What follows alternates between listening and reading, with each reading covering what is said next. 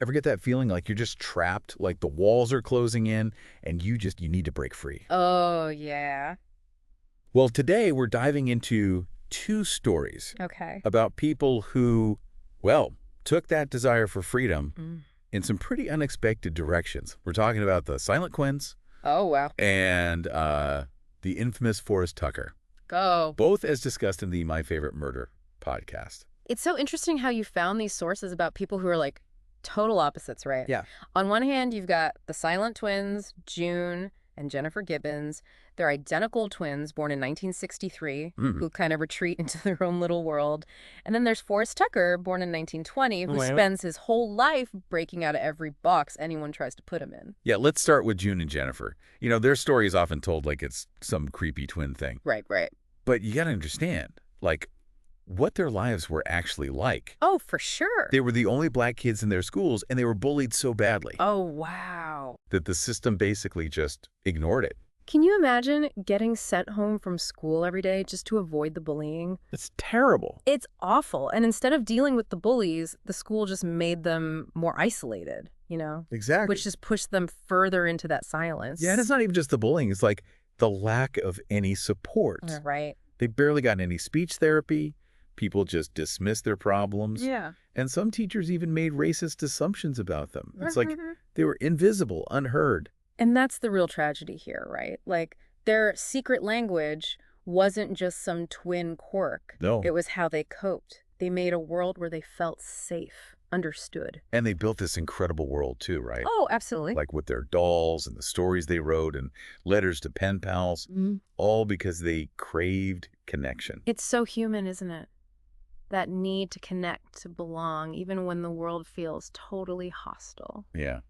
And for them, silence became their refuge. It's like their fortress against a world that just didn't seem to want them. But then adolescence hits, and suddenly they want to break free, rebel a little. They start seeing boys experimenting with drugs and alcohol, and for a bit, something amazing happens. They can talk. I know. It's wild. Almost like they needed to lower their inhibitions to let their true selves out. Right. Makes you think about the effects of repression, how trauma comes out in these weird ways. But that freedom doesn't last. The boys move away. Oh. And the twins lose their only outlet for expression.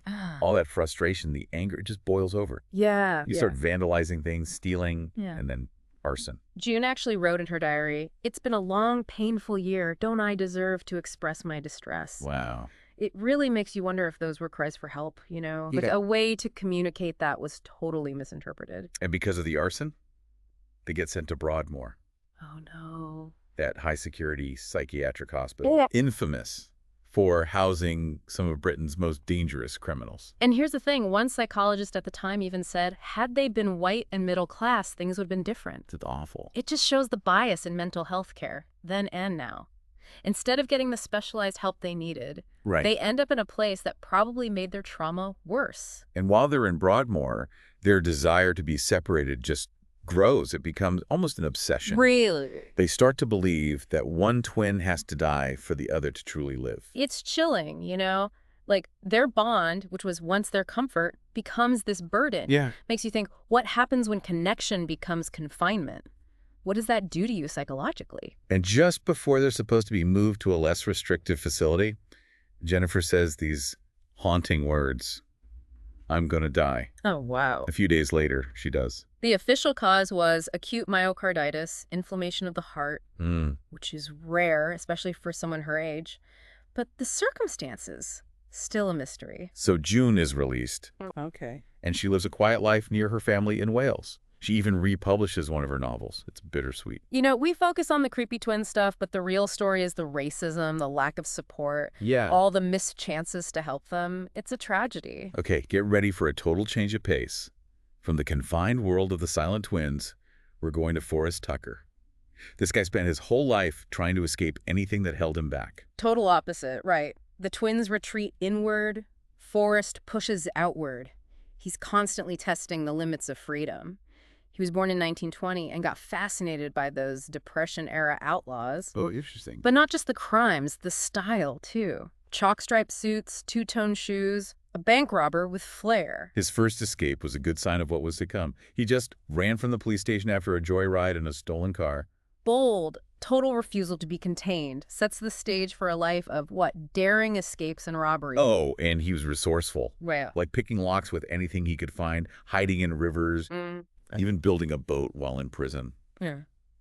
His mind was always working, always looking for weaknesses. He wasn't just a criminal mastermind, though, right? Yeah. He was a musician, charming, somehow kept his criminal life separate. Even his wives didn't know. It's crazy. That duality is what makes him so interesting.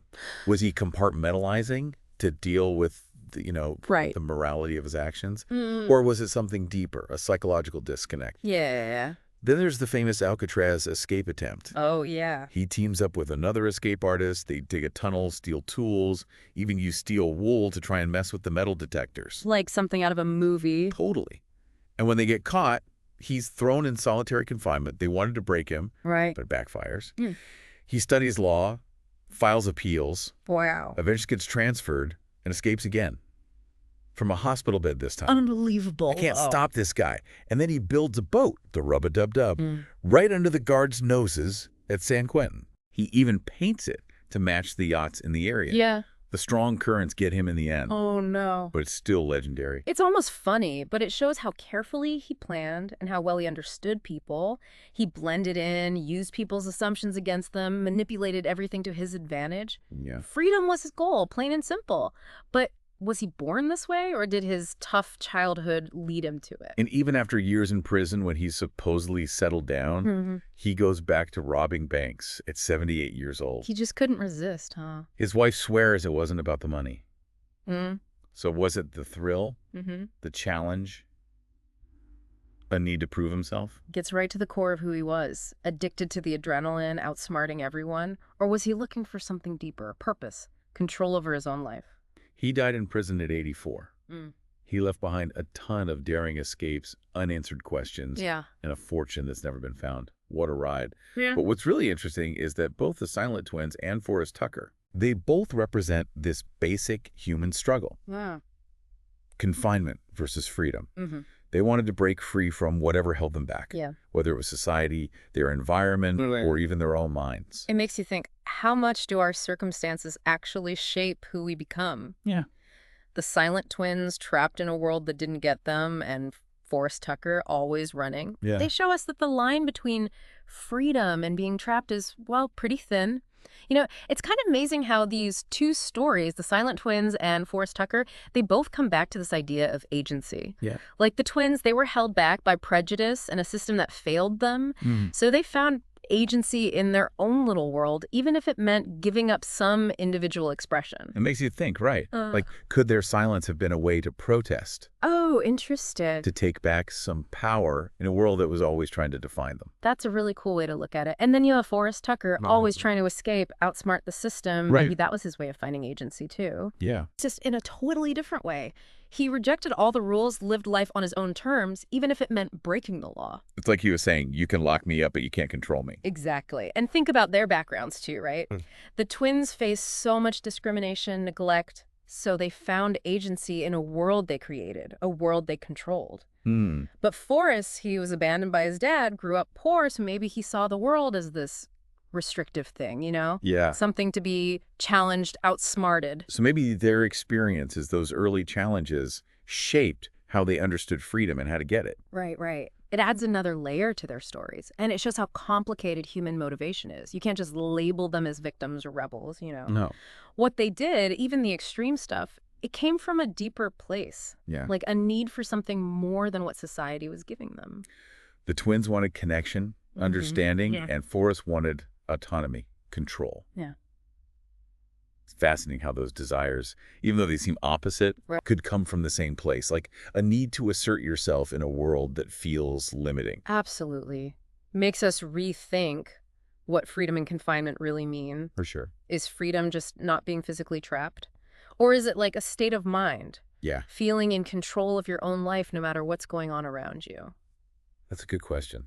And I think both the twins and Forrest, They make us think about that question. They show us that freedom can be external, A and D internal, Yeah. and that there are many ways to go after it, some more traditional than others. What's really striking is how clever they both were. Yeah. The twins with their dolls and stories, creating whole worlds in their silence. And Forrest escaping, manipulating systems, always one step ahead. Like their minds were always going, always finding solutions, trying to go beyond the limits put on them. It's the resilience of the human spirit, isn't it? That drive to overcome, even when things seem impossible. Totally. And maybe that's the biggest thing we can take away from their stories. Even though their lives were so different, they both show us that we're capable of amazing things, even when we face hardship. Whether it's finding comfort in silence or breaking out of the toughest prisons, Right. there's this undeniable power in our will to survive, to adapt, to find our own meaning in a world that might not understand us. It's inspiring, right? Makes you wonder what we could achieve if we tapped into that strength, that drive to overcome anything. Definitely. It's a question we should all ask ourselves. What walls have we built around ourselves? What beliefs are holding us back? And how can we, like the Silent Twins and Forrest Tucker, find creative ways to break free and live more authentically? These stories remind us that freedom isn't the end goal, it's the journey. Yes. It's about always challenging how we see things, pushing our limits, Yeah. and finding ways to express ourselves, even when the world tries to silence us or hold us back. And it's a different journey for everyone. Right. There's no one way to be free. What matters is that we're asking the question, exploring the options, and trying to live a life that feels true to ourselves. So what does all this mean for you, our listener? That's right. We've looked at the lives of the Silent Twins and Forrest Tucker. Two very different paths to agency and freedom. But what about your own journey?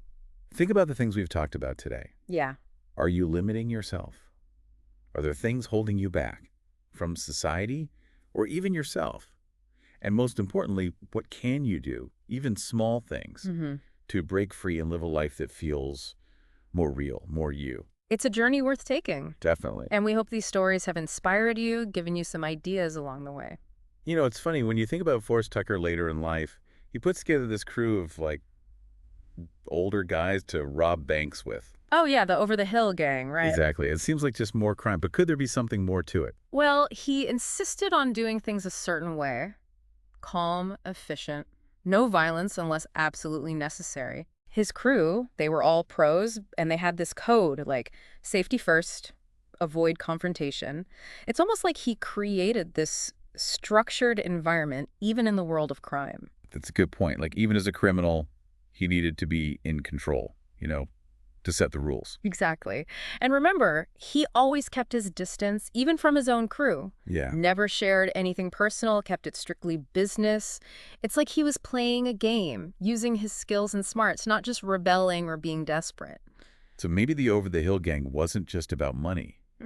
Could it have been his way of, like, finding a community, a family almost, after a life of being alone? That's a really interesting idea. It changes how we see him, right? Right. He's not just this aging criminal trying to relive the glory days. Maybe he was looking for something deeper, like a connection, a sense of belonging, even if it was with other criminals. It adds a whole new layer to his story. Makes you think about his motivations, his choices, all the things that shape a life. Yeah. Even in these crazy situations, we can still see that. Yeah. The basic human need for connection. I totally agree. And I think that's what's so great about digging into these stories, you know? Yeah. They might seem so different from our lives, but they give us this peek into the human experience, all the ways people deal with life, find meaning. This deep dive has definitely given me a lot to think about. Me too. The Silent Twins, trapped in a world that didn't get them, finding comfort and control in their silence. And Forrest Tucker, always on the run, pushing the boundaries of freedom and maybe finding some kind of belonging in the most unexpected place. Two different journeys, two different responses to life, but both showing us just how strong the human spirit can be. And they remind us to question what we think we know, to look deeper and see how our experiences, society, even our own inner struggles shape who we are and the choices we make. Absolutely. Well, thanks for coming along on this journey with us. We hope you found it interesting, thought-provoking, and remember, the exploration doesn't stop here. Keep thinking about these stories, the questions they raise, and see what they reflect back to you about your own life. Until next time, stay curious.